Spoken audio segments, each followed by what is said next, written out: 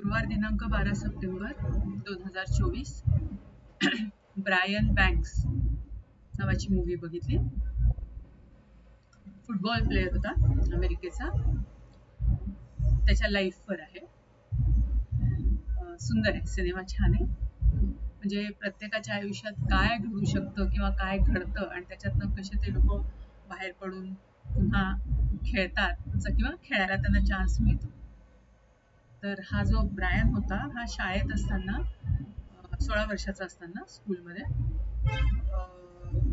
एक मुलगी त्याच्यावर रेप केलाय त्यांनी म्हणून त्याच्यावर आरोप करते आणि त्याची वकील त्याला असं म्हणते की आणि त्यांनी केला नसतो तर त्याची वकील त्याला म्हणते नाही तू कबूल कर म्हणजे मग तुला जास्त शिक्षा नाही होणार, 6 महिन्यात तुला सोडून देतील.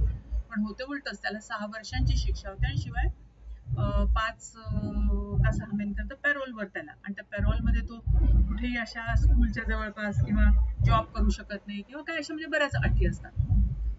मग आता ते 6 वर्ष पूर्ण झाल्यावर आता तो पॅरोलवर बाहेर असतो.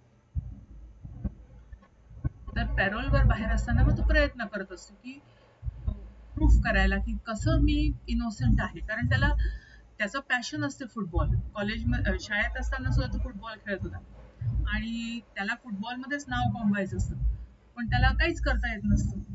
मग तो वेगवेगळ्या लोकांना भेटतो, वकिलांना भेटतो. तर त्यातला एक वकील आधी नाही नाहीच म्हणतो, पण त्याचे जे असिस्टंट असतात ते फॅन असतात त्याचे ब्रायनची.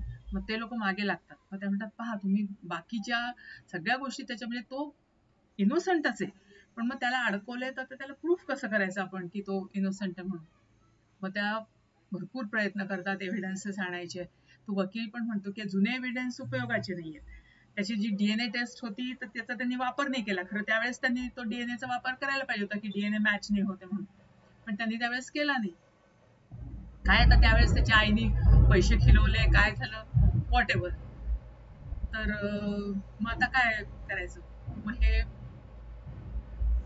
तो पॅरोलवर आहे तर हा प्रयत्न करतो पुन्हा तिच्याशी कॉन्टॅक्ट करायचा, त्या मुलीशी जिच्यावर रेप केला म्हणून तिने चार्ज केला असतो. मग ती पण बोलते आणि ती कबूल करते व्हिडिओमध्ये की हो मला तू ऍक्च्युली आपण दोघंही गेलो बाथरूम मध्ये पण तू काही न करताच आला तर मला ते खूप इन्सल्टिंग वाटलं आणि मी तुझ्यावर खूप प्रेम करत होती आणि मला ते खूप इन्सल्टिंग वाटलं म्हणून मी तुला धडा शिकवायला म्हणून मी तसं केलं. पण नुसतीच ती व्हिडिओ टेप पण म्हणजे कामाची नव्हती, कारण वकिलासमोर तिने हे कबूल करायला पाहिजे असतात. म्हणून ते लोक सगळं अरेंज करतात, पण पुन्हा ती नन्नाचाच पाढा वाचते आणि की नाही नाही नाही नाही हा काही तुम्ही मला विचारताय असं तसं जबरदस्ती हे ते.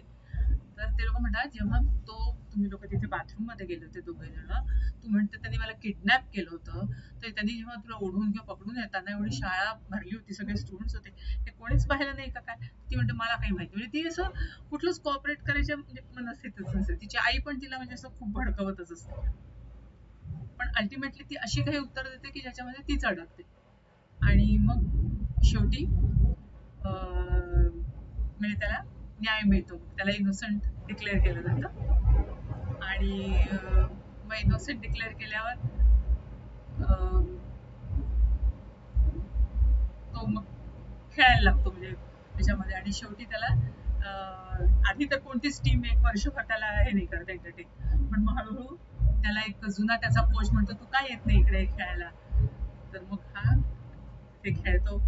मग त्याला आधी असं मध्ये मध्येच टाकलेलं असं, पण मग नंतर एक वेळ येते की त्याला लीड रोल मिळतो, म्हणजे त्याला कॅप्टनशिप किंवा मेन हे, आणि मग तो पुढे त्याचं नाव होतच. म्हणजे शेवटी इतके सगळे हार्डशिप्स आणि हर्डल्स क्रॉस करून तो शेवटी त्याला जे पाहिजे ते अचीव्ह करतो. छान आहे.